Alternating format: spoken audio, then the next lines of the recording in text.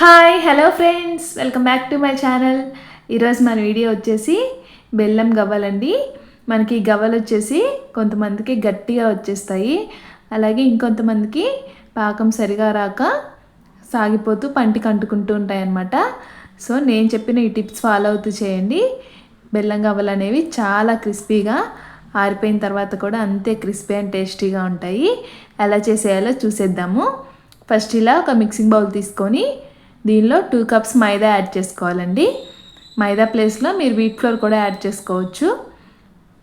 నేనైతే ఇక్కడ మైదానే యాడ్ చేస్తున్నాను. 2 కప్స్ మైదా యాడ్ చేసుకోవాలి. అదే కప్తో ఒక హాఫ్ కప్ బొంబాయి రవ్వ యాడ్ చేసుకోవాలి. సూజీ రవ్వ అంటాం కదా, దాన్ని ఇలా మిక్సీ జార్లోకి యాడ్ చేసుకొని కొంచెం పౌడర్లా చేసుకొని యాడ్ చేసుకోవాలన్నమాట. గ్రైండ్ చేసుకొని ఈ విధంగా పౌడర్లా చేసుకొని యాడ్ చేసుకోవాలి. చూస్తున్నారు కదా వీడియోలో, మరీ మెత్తగా అవ్వదు, కొంచెం కోట్స్గానే ఉంటుందండి. అలా యాడ్ చేసుకోవాలి. నెక్స్ట్ దీనిలోనే ఒక half teaspoon salt add చేసుకోవాలి. నెక్స్ట్ అలాగే ఇంకో పావు టీ స్పూన్ వంట సోడా కూడా యాడ్ చేసుకోవాలండి. ఇది ఆప్షనల్ అనమాట, మీకు నచ్చితే యాడ్ చేసుకోవచ్చు లేదా స్కిప్ చేసేయండి. ఇదంతా కూడా ఒకసారి మిక్స్ చేసుకోవాలి. నెక్స్ట్ దీంట్లోనే ఒక 1 టేబుల్ స్పూన్ వరకు బటర్ కానీ లేదా గీ కానీ యాడ్ చేసుకోవాలి. నేనైతే ఇక్కడ గీ యాడ్ చేస్తున్నాను. గీ అంతా కూడా పిండికి మంచిగా పట్టేలా మిక్స్ చేసుకోవాలి. ఈ బటర్ కానీ లేదా గీ కానీ కంపల్సరీ అండి యాడ్ చేయాలి. చూసినారు కదా, ఈ విధంగా మొత్తం మిక్స్ చేసుకున్న తర్వాత మనకి పిండి అనేది ఇలా ముద్దలాగా రావాలన్నమాట. అప్పుడే మనం తీసుకున్న బటర్ కానీ లేదా గీ కానీ కరెక్ట్గా సరిపోయినట్లు. స్టేజ్లో మీకు ఇలా ముద్దలా రాకపోతే కనుక ఇంకో టేబుల్ స్పూన్ గీ యాడ్ చేసుకొని మిక్స్ చేసుకోండి. నెక్స్ట్ దీనిలోనే కొంచెం కొంచెంగా వాటర్ యాడ్ చేసుకుంటూ చపాతీ పిండిలాగా కలుపుకోవాలి. వాటర్ అనేవి ఒకేసారి యాడ్ చేయకుండా చూసుకుంటూ యాడ్ చేసుకోవాలి. ఇది వచ్చేసి మరీ అంత సాఫ్ట్గా కలుపుకోకూడదండి, కొంచెం హార్డ్గానే కలుపుకోవాలి. చూస్తున్నారు కదా వీడియోలో, ఈ విధంగా ఒక 2 మినిట్స్ మంచిగా నీట్ చేసుకోవాలన్నమాట. మనం పిండిని ఎంత బాగా నీట్ చేసుకుంటే గవ్వలు అనేవి అంత పర్ఫెక్ట్గా వస్తాయి. చూడండి, మనకి పిండి కన్సిస్టెన్సీ అనేది ఈ విధంగా ఉండాలి. మరీ సాఫ్ట్గా ఉండొద్దు, అలానే మరీ హార్డ్గా కూడా ఉండొద్దు. చూడండి, ఈ విధంగా ఉండాలన్నమాట. ఇలా మిక్స్ చేసుకుని పెట్టుకొని ఒక 10 మినిట్స్ పక్కన పెట్టేయండి కవర్ చేసేసి. నేను ఒక 10 to 15 మినిట్స్ తర్వాత తీసాను. మళ్ళీ పిండి మొత్తాన్ని ఒకసారి మంచిగా నీట్ చేసుకోవాలి. కొన్ని టిప్స్ ఫాలో అవుతూ చేస్తే చేసుకోవడం చాలా ఈజీ అండి. అలాగే గవ్వలు అనేవి చాలా క్రిస్పీగా వస్తాయి. వీడియోని ఎక్కడ కూడా స్కిప్ చేయకుండా చూడండి, అప్పుడే మీకు పర్ఫెక్ట్ గవ్వలు అనేవి ఎలా చేసేయాలో తెలుస్తుందన్నమాట. చూడండి, పిండి మొత్తాన్ని ఈ విధంగా నీట్ చేసుకున్న తర్వాత చిన్న చిన్న బాల్స్ లాగా చేసుకోవాలి. మనకి గవ్వలు వచ్చేసి మరీ పెద్దగా ఉండకూడదండి, మీడియం సైజులో ఉండాలి. అలా ఉంటేనే మనకి క్రిస్పీగా వస్తాయి అన్నమాట. నేను చూపిస్తున్నాను కదా వీడియోలో, ఈ సైజులో చేసుకుంటే సరిపోతుంది. ఈ విధంగా చిన్న బాల్స్ లాగా చేసుకోవాలి. నెక్స్ట్ మనకి ఇలా గవ్వలు పెట్టి ఉంటుంది కదా, దానికి కొద్దిగా ఆయిల్ అప్లై చేసేసి ఈ విధంగా పైనుంచి కూడా ఈ విధంగా ప్రెస్ చేసుకుంటూ రావాలన్నమాట. అప్పుడే మనకి గవ్వ షేప్ అనేది కరెక్ట్గా వస్తుంది. ఇలా గవ్వల పీట లేని వాళ్ళు జాలిగట్టు ఉంటుంది కదండి, దాంతో కూడా చేసుకోవచ్చు అనమాట. చూడండి ఎంత బాగా వస్తున్నాయో. మనకి ఎవరైనా హెల్ప్ ఉంటే కనుక ఒకళ్ళు ఇలా చేస్తూ ఉంటే మనం ఫ్రై చేసేసుకోవచ్చు. లేదా మీరు సింగిల్గా చేసుకునే వాళ్ళైతే అన్నీ కూడా ఫస్ట్ ఈ విధంగా ప్రిపేర్ చేసుకొని పక్కన పెట్టేసుకొని ఆ తర్వాత ఫ్రై చేసుకుంటే ఈజీగా ఉంటుంది. చూసినావు కదా, గవ్వ షేప్ అనేది కరెక్ట్ పర్ఫెక్ట్గా వచ్చింది. నేను అన్నీ కూడా ఈ విధంగా ప్రిపేర్ చేసి పక్కన పెట్టేసుకున్నాను. నెక్స్ట్ వచ్చేసి డీప్ ఫ్రైకి సరిపడా ఆయిల్ పెట్టేసుకోవాలండి.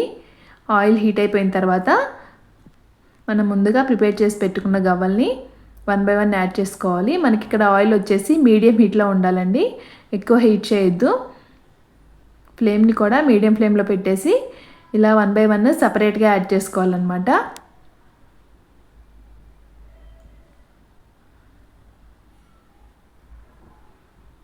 మనం ఆయిల్లో యాడ్ చేస్తున్నప్పుడు అంటుకుపోయినా కానీ కొంచెం ఫ్రై అయ్యాక సపరేట్ అయిపోతాయండి, నో ప్రాబ్లము. కాబట్టి మీరు యాడ్ చేసుకునేటప్పుడు సపరేట్గా యాడ్ చేసుకోండి. ఇలా ఆయిల్లో వేయగానే కదిలించకుండా ఒక 2 మినిట్స్ అలా ఫ్రై అయిన తర్వాత ఇంకో సైడ్ టర్న్ చేసుకొని ఫ్రై చేసుకోవాలి. ఇవి వచ్చేసి మంచి గోల్డెన్ కలర్ రాగానే ఆయిల్లోంచి తీసేసుకోవాలి. చూస్తున్నారు కదా వీడియోలో, ఈ విధంగా.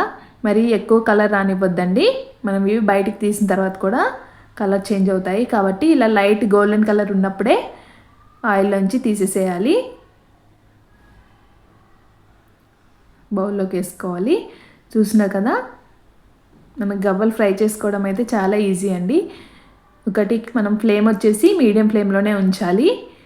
అలాగే గవ్వల్ని కూడా టూ సైడ్స్ కూడా టర్న్ చేసుకుంటూ ఫ్రై చేసుకుంటే పర్ఫెక్ట్గా క్రిస్పీగా ఫ్రై అవుతాయి అన్నమాట. చూస్తున్నారు కదా ఎంత క్రిస్పీగా వచ్చాయో. నేను మీకు చూపిస్తాను, లోపల కూడా గుల్లగా చాలా బాగా వచ్చాయండి. మీకు వీడియోలో తెలుస్తుంది కదా ఎంత గుల్లగా వచ్చాయో, చాలా పర్ఫెక్ట్గా వచ్చాయి. నేను చెప్పిన టిప్స్ ఫాలో అవుతూ చేయండి. నెక్స్ట్ మనం గవ్వల కోసం పాకం పట్టుకుందాము.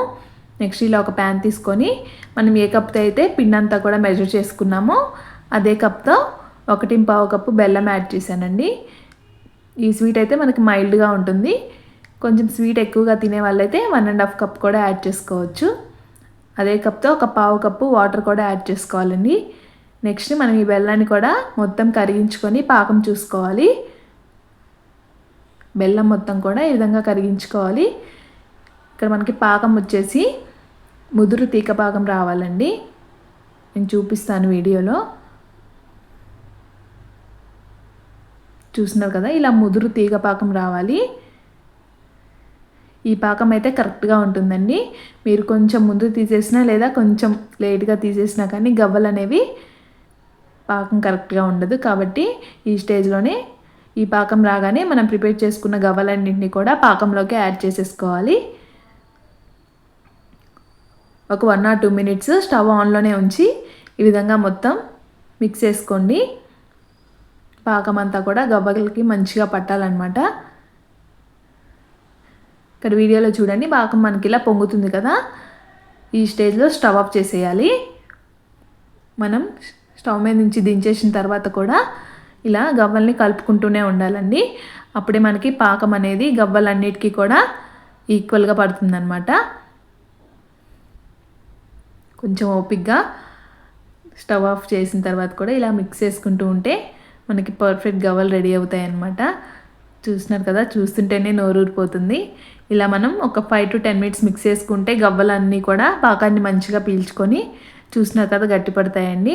ఆరిపోయిన తర్వాత మనం సపరేట్ చేసుకొని కంటైనర్లో స్టోర్ చేసుకుంటే 1 month వరకు ఫ్రెష్గా ఉంటాయన్నమాట. ఇంకెందుకండి లేట్, నేను చెప్పిన ఈ టిప్స్ ఫాలో అవుతూ మీరు కూడా ఒకసారి ట్రై చేసి మీకు ఎలా వచ్చిందో కామెంట్ సెక్షన్లో కామెంట్ చేయండి.